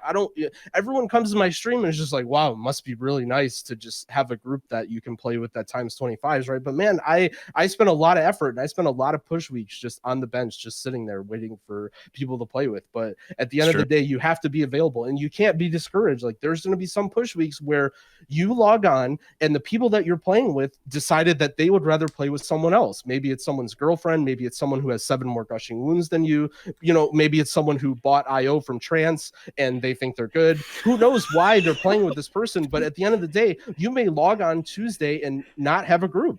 And you can either be discouraged and, be sad and be like, no one plays with me, and then log on to Classic and clear BWL with your guild for the 50th time. Or you can try and find new people to play with, and you can wait and be patient, and don't be toxic towards those people either. Like, don't be like, hey, screw you, man. Like, I never want to play with you again. Like, who knows? Hey, like, there was a time when I played with Dorky or Tomobor, and he played with this other healer named Drogo, and me and him are pretty good friends. But at that point, right, like I was Drogo's bench. I sat there and I waited. I would have their Twitch stream open, one of them playing in my kitchen, right, cleaning, or maybe I was playing like Super Nintendo or something, and I would literally be praying for them to deplete that key and for Drogo to get tired and quit so that I could slide in there, right? And that just might, like, that's gonna be your spot, right? You don't go from someone who pugs 19 to someone who, oh, now I have a steady group and I do 25s, right? There's a lot of ugly stuff in between, and there's a lot of waiting, and there's a lot of disappointment, and it's not like I just found some group and we did 19s and then everyone got better and it was happy peace land and all of a sudden we were all the number 1 NA group last week, right? It was blood, sweat, and tears the whole way. Don't get sad about getting benched or getting discouraged or whatever. How do you feel about me tired? Me tired, man. That was I don't know, that so Me Tired started, I think that was Nico from Trance's group, and it eventually evolved into Food Break, which is essentially when, if you're not familiar with this, this dynamic. You're playing with a group and you're maybe not happy with some of the players that you're playing with, and you wish to play with new players, but you don't want to just kick them, right? So you announce me tired or food break, then everyone leaves the group, and then there's a redraft of players. And so as someone on the bench, you want me tired, you want food break, because then you might get a shot of getting drafted into the new squad. And that used to be a meme. You used to, like, I would literally say the phrase, I got food braked, meaning that I'm playing with a group and their main healer is on, you know, I did a few keys with Trell, but now Jamal or whoever's on, and oh, Trell's hungry, time to take a food break, and I log off. Oh man, I never now did they that have to a you. new healer. No, Trell Yes, would you never do. Everybody does that shit. Everyone does it. Everyone does it. His fucking guild did that. What? I tried. Poetry Poetry Club. Club did that's true. We food breaked half of our roster. Yeah, we after January we were just like, yeah, man, we got to disband, and then just like 4 weeks later we're like, all right, Poetry Club now recruiting new guild. It's just 10 of the same players and 10 players no longer there. I think it actually is like kind of Food break to fucking guild. I think everyone should actively avoid doing that to people. I really hate like asking someone to do keys and then like our fifth member ends up being there. Like, yeah, after I asked him to do the key, and I'm like, oh, now what do I do? I gotta make someone feel bad, you know? I really hate doing that to people. And I think everybody else out there that does Mythic Plus and is trying to work their way up should not do that either. Like, be honest with people and tell them there's the situation, and don't just like randomly ditch them if you can help it. This is one I want to get this in here because this is actually a really common dynamic as well that it's important. So here's a situation that Charles mentioned, right? Let's say I use Jamal, but what healer do you play with now? So I'm more politically correct. His name's Coop. Coop. Okay, so let's say Charles playing with Coop, and Coop needs to go. He needs to pick up his grandmother from the airport, right? And what does that team do? Well, chances are that team is just going to go AFK, right? They're going to wait for Coop to come back. Troll doesn't want to message me and say, "Hey, Growl, come," right? Because he doesn't want to have me come for one key and then have to kick me or whatever, right? But I try and actively let people know, like, man, I'll play one key. You know, if I'm watching, like, it doesn't really, you don't want to do this if you're just a random Twitch viewer, right? But let's just say this is a guild group, or this dynamic, right? I'll see Charles streaming and I'll see them, oh, we need a healer. I'll be like, yo, I'll play for only one key. Just get me in there. I'll play my one key. I don't even care if it's a reroll, if it's a 27 King's Rest weekly no lever. Get me in there. I'll play one and then kick me. I'm fine with that, because Troll will not invite you for one key, right? He'll not, because he doesn't want to have that dynamic of, okay, now Coop is back, I need to figure out what I do now. I have two healers. So he's just going to sit there. He doesn't want to invite another healer for one key. And honestly, that's a great way to get your foot in the door for people, is be willing to do bad keys. Like, very often this is what happens with our group is it's Sunday night, it's Monday morning, and we have 5 King's Rests in our group, right? Our team is me tired. No one wants to do those King's Rests. Well, what did we end up doing? We ended up going in Group Finder, and we got some random guy who had good logs, who was a mage, because Dorky didn't want to play. Dorky calls it homework for us. That's our homework to do. When Dorky isn't there, we have to re-roll the keys so that we have good keys when Dorky comes back. So we do homework. But anyway, so that's a good thing that you can do, is get in there for these bad keys, right? That's another way that you can play with people who are better than you. Dratno's talked about tricking people, right? Maybe they're tricking you actually, because you're just the key reroll squad. But at the end of the day, like, you're getting in the door with a group that's way better than you, and who knows, right? Maybe you own, or what happens when you play with Trell, right? And even if it's only a low key, what about the 200 people on Trell's stream? They're like, hey, that guy's playing with Trell. Holy shit. They don't know what you're doing, right? They just see you're playing with a good group, or you're with Dratnos' group, or hey, or they look at your RaiderIO, right? And you have one key. So one of the things that Tanner did, it was like sort of a joke, but at the beginning of season 2, I knew Tanner, who knows now from Method, and he was making a US account, and he a complete rat. He had the rattiest character, and he was doing like 15s and 16s, but they, you know what I mean? Who wants to carry a rat? I was like, well, I'll get in there, and people see me on Now stream, and they're like, hey, this is the guy who heals Now on NA, right? And I'm just nobody. I'm just the only guy willing to heal his ratty demon hunter, but at least it gets you in keys and gets you known, and people see, they recognize your name and stuff. It's true. All right, this is good.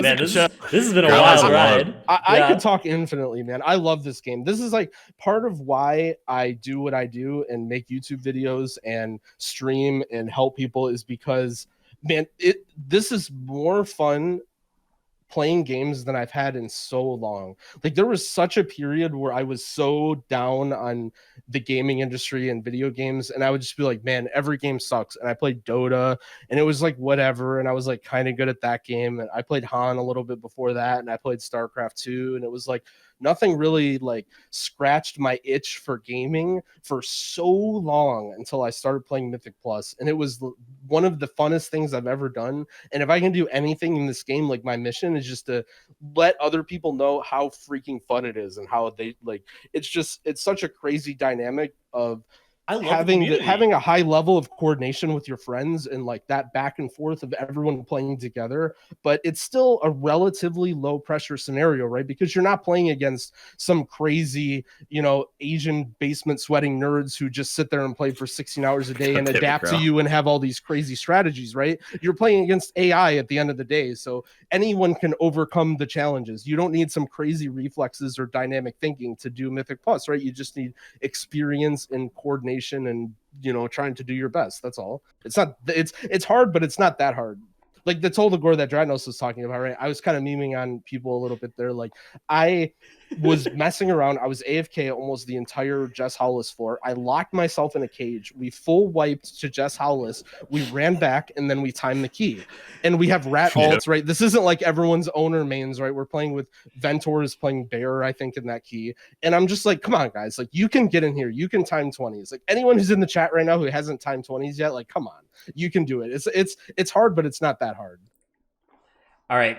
For those players, for those aspiring players, and actually for everybody, let's talk a little bit about some of your advice for improvement specifically. So a few small actionable things that you can start to do to if your goal is not just like how do I get into better groups, but like, okay, actually how do I play better? Because again, part of getting into better groups is like playing better is how you will increase the chance that somebody's going to want to invite you.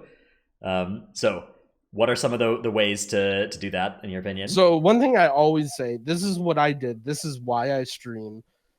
Eventually, people just started showing up to watch me and and whatever. But I would stream to one viewer, and the reason I do it is because recording yourself play and watching back, it is so important because there's so much stuff going on in Mythic Plus, right? There's so many spells. It's like a constant balancing act of trying to do a good job with your rotation, but at the same time, like, what is my team doing? What are the mobs doing? You're looking at the count, the pace of the dungeon. You just don't have the memory. You don't remember what happened. After something goes wrong and you deplete, you have no idea what happened. And I only learned that from recording myself a lot and watching back. And I would think like, there was nothing I could have done there. And then I would see like, man, I didn't even press FO. Like I didn't even have my core rotational ability on the ground. Like, and then you can go back and see maybe why didn't I have that? Or maybe, something else happened that you didn't even analyze, or maybe there was something on your screen that was hidden because it was behind your party frame and that's why you didn't see it. And so people always come to my stream like, oh, I was doing a 24 at all and my tank died to the bleed and I didn't have bark. And I told him, man, you should have used something. And he's like, you need to heal that. And it's like, man, I can't tell you the answer to that. Like, you need to record, like, what was your cast sequence there? Like, what were you missing globals? Did he mess up? Like, how many raptors was there? Like, it's pretty complex, and being able to record yourself and watch back helps you a ton. It helps you a ton. So that's like the one, if I could give one tip to anybody, it's that. Okay, well, Growl just used it as like a blame assignment tool sometimes. Sometimes it is good to be able to see what actually happened. I would use them as more of a learning tool as opposed to like a blame assignment tool. I guess it kind of depends on like what your group dynamic is, or like what your relationship as like a tank healer combo would be in that scenario. But like using it more of as an understanding of how you should be playing things going into the future is definitely better than being like, oh, you fucking suck. You should have pressed Iron Skin Brew one global faster and transcended out of the way of danger and blah, blah, blah, blah, blah. But like in reality, you have to be like pretty introspective about the whole thing. Yeah, this isn't blame. It isn't. Sorry it may have sounded like, and sometimes I do it jokingly as blame, but 100% it's what could I have done. And at the same time, to go into feedback, I'll try and make it brief, but don't tell, let's say you notice something, right? Let's say you notice your rogue messed up, right? Or your tank messed up. You don't tell them right away. This is something that Dorky is really good at, actually, is that I'll make a mistake, right? And he won't be like, Growl, you should have done this. That was obvious, right? But the next day, I'll wake up, I'll be drinking my morning coffee, and Dorky would be like, hey, remember that 26 Atoll that we did? That was y'all's fault, all right? You should have done this. And if you detach that, anytime you do want to give your teammates feedback, because sometimes it's important if you're in a regular group, don't do it right after you deplete stuff, right? Don't leave some time, let it sit, you have to completely separate criticism from blame. When you do it, and that almost comes down to time, right? If you do it immediately after something bad happens, that's blame, that's ego. A lot of people mask it as criticism. They pretend like, oh, well, I'm just trying to help my teammate. No, you're not. You're trying to blame people. Yeah, you're making them feel bad. Yeah, wait a day. And yeah, well, that I guess that's such good advice. Man, I've been trying to put that into words for so long for people, and that was like ideal how you said that. We need to have Growl on the show like every other week. Yeah, man, we've been podcasting for like a year, and Growl's just coming in here doing it in one show. This is he's just climbing that podcast. Doesn't even have a camera. He's just spouting knowledge. Yo, this is his episode, bro. This is our 1-year anniversary. I think it's better that people think that I'm a cat with a waffle on its head anyway. Like, it makes me more majestic, Like, see how stoic that cat looks? Like, it's a crown to him. It's a crown. It might be that I'm just in this little microcosm of Mythic Plus and nothing matters and we're just playing against computers all day. But at the end of the, we're majestic. We're accomplishing great things together. Back to the recording thing, though. In addition to what he's saying, I think it's actually a tool for ending the arguments. Like, if you go back and look as a team later, not like immediately during the key, because that just makes it worse and more frustrating. But if you look at it later as a group and see exactly what happened on a recording, then it just like resolves the argument, because then everybody's opinions are on the same page, and you can decide what you want to do different from that point. And it's like a just calm, analytical manner rather than a blame, pointing finger game. All right, let's talk a little bit about UI as well. Do you have any? Hold on, the guy in the chat who said 4K IO cat, I would like to correct you. I'm 5.5K. Okay, don't insult me. Shut up. Okay, can we just go on a rant about not having an ego? the cat on my video is a 4K IO cat. Man, I think that's man. Okay. Okay. Yeah, so let's talk a little bit about how you can tweak your UI to enhance your Mythic Plus experience. What do you do with your UI, Growl, that you think is worth pointing out? Oh yeah, so this is another good one. I think it's a little specific to healer, but it's good for everybody. So you go back, right? You recorded yourself, you watch back. Maybe you figured out what happened, right? Maybe it's a cast went off. Maybe you didn't use a spell that you should have. Whatever happened, right? A lot of times you can use your UI to help you, right? If you help things be more visible, because if you do that combination, right, if you watch back, you identified a mistake that you made and you tweak your UI so that, who knows, maybe a new sound plays when this ability happens, or maybe you have a weak aura that you made glow now instead of not glow. That combination, your brain just clicks immediately. Like, you never make that same mistake again because you're ready for it. A story I have for that is, I was in a group, and now that you have a little bit of my mentality, it makes more sense how I'm in this group, right? So I'm in a group with this guy. He doesn't play as much now. His name is Kimbodi. He's super good rogue, though. He's been a top rogue every season, and I was just helping them reroll a key or doing their alt key or whatever. And Charles says, "Great guy." I'm going to tell the story. So we're doing the Juggernauts in Atoll Bazaar, and if you're not familiar with the way most good groups do that, they have a charge that targets a person if they're in range, and in high keys the charge just kills you instantly. If you get hit by it, you're dead. And so the strategy that a lot of groups do is you have one person far away on a spot where he can't charge you, so then everyone else is close, the Juggernaut tries to charge you, and then he can't charge you and he doesn't do anything. But sometimes things go wrong. Either you can't be in that spot or you die or whatever happens. So then you're in trouble, right? Maybe it's volcanic or maybe there's whatever happens. And I was in this key with Kimbodi, and I whatever happens and I'm off of the spot now and I'm vulnerable to this charge, well, you can still move out of the way. If you know the charge is coming, you can move out of the way of the charge. But because I was a little new and I wasn't experienced, whatever happens, I end up getting hit by it and I die. And we wipe because you don't have a healer, obviously, and we end up depleting the key. And immediately after I die, I'm just like, man, I can't believe I died. Like, I wish I would have stayed in the spot or whatever. And I just hear Cambodian Discord say, wow, how do you die to that?